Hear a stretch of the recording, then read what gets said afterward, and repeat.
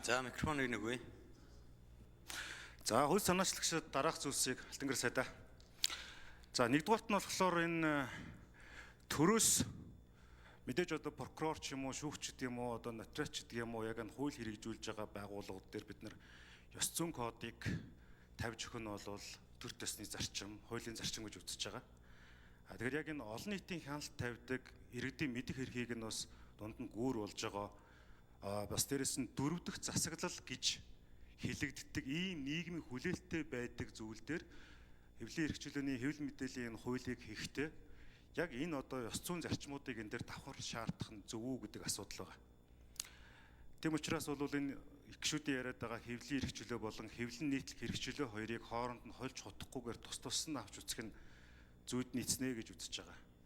Тэгэхгүй болохоор ерөнхийдөө бид нар асар том өргөн хүрээтэй зүйлийг сүүлдээ нөгөө нийгмийн сүлжээ, сошиал медиа, ёс суртахуун бүгдийг нь холиод нэг сав руу хийгээд шийдэх гэж хичээгээд байгаа. Тэгэхээр энийг бол ингээд ойлголтын хувьд бол тус нь ялгамжтайгаар авч үзэх хэрэгтэй. Мөн улсын хурлын хамгийн газраас бас дүгнэлтийг уншиж хахад, гаргасан дүгнэлтийг уншиж хахад хууль зүйн нэр томьёо буюу нөгөө definition буюу яг тэр нэр томьёог юу гэж ойлгох уу гэдэг дээр дахиад улс суурьтай бас гаргалгаануудыг хэлцэх явцад хийх ёстой байна гэж үзэж байгаа. Тэгэхгүй болохоор нөгөө нэг ойлголтын дээр өөр байдлаар хүмүүс ойлголттой байгаад байна. За дараад нь яг ажил хэрэг санал нь болохоор энэ 5 дугаар зүйл байгаа. За 5 дугаар зүйл дээр бол жишээлбэл сэтгүүл зүйн үйл ажиллагаанд баримтлах зарчим гэж байгаа. За энэ дээр жишээлбэл хараат бус бие даасан байдлаар тэнцвэртэй мэдээлэх гэж байгаа. Тэнцвэртэй мэдээлэх гэдгийг жишээлбэл хэн яаж тогтоох вэ? 5.1-2 дээр хүнлэг, шудраг ёсыг баримтлах гэж байгаа. Тэр хүнлэг байдал, шудраг ёс гэдгийг хэн тэгэл тогтоох вэ? Яаж? За тэгээрс нь үндэсний аюулгүй байдал хүний эрх нийтийн ашиг сонирхлыг дээдлэх гэж байгаа. Тэр нийтийн ашиг сонирхлыг дээдлэх гэдгийг бас хэн яаж тогтоох вэ?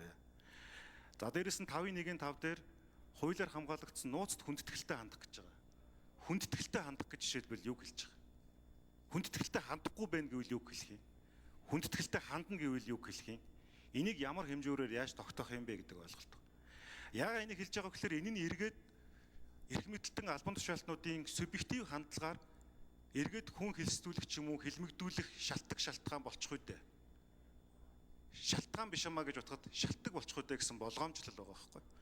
Тэгэхээр ерөнхийдөө бол энэ 5 дугаар зүйлийг хэрвээ одоо хууль цаашаа явлаа гэхэд бол бүхэлд нь энэ үзэл санааг эндээс хасах саналтай байгаа. Ерөнхий хуулийн үзэл санааг дэмжиж байгаа ч гэсэн 5 дугаар зүйл дээр байгаа ингээ хит наривчилсан хит төрлөө одоо энэ хэвлэл нийтэх эрхийг татж байгаа энэ зохицуулт нь өөрөө үндсэн хуулийн агуулгад нийцгүй гэдэг саналыг хэлэх гэж байгаа. Тэгээд орон одоо ингээд хилцүүлгийн явцад ажиглагдж байгаа нэг зүйл болохоор дахиад хэлэхэд хэвлэлийн эрхчлөө, хэвлэл нийтлэх эрхчлөө. Нэг талдаа бид нар яг медиа буюу одоо хэвлэл мэдээллийн байгууллагуудын асуудлыг яриад байгаа юм шиг боловч нөгөө талдаа зарим гишүүдийн байр суурь нь болохоор одоо хэвлэл нийтлэх эрхчлөө, үг хэлэх эрхчлөөтэй холбогдоод нөгөө freedom of speech руугаа ороо явчихж байгаа. Тэгэхээр энэ дээр бол бас энэ хилцүүлгийн явцад ойлголтыг нэг мөр болгож, хууль зүйн нэр томьёонуудыг нэг мөр болгох ёстой. За тэр тодорхойлолтон дээр байгаа тэр одоо илтэд худал мэдээлэх гэж илтэд гэдэг нь жишээлбэл яг юу хэлж байгаа. Эргээд эн чин цаашаага одоо өнөөдөр шилбэл хүн амьтан хоригдоод сэтгүүлчид ажил үүргээ гүйцэтгэж явсны төлөө хилмигдээд шорон оронд ороод байгаа учраас энэ асуудлуудыг бид нар маш нухацтай авч үзэх нь өөрөө хүний эрхийн шалгуур зарчим байна гэж үзэж байгаамаа. Тийм учраас бас хүний эрхийн дэд хорооны даргын хувьд энэ асуудал дээр нухацтай хандаач 2 дугаар, 5 дугаар зүйлийг ер нь бүхэлд нь хэлцэгдсэн тохиолдолд хасах саналтай мэргэжлийн байгууллагуудаас дахиад энэ төр хилцүүлэг явуулаач гэж хүсэж байна. Баярлалаа.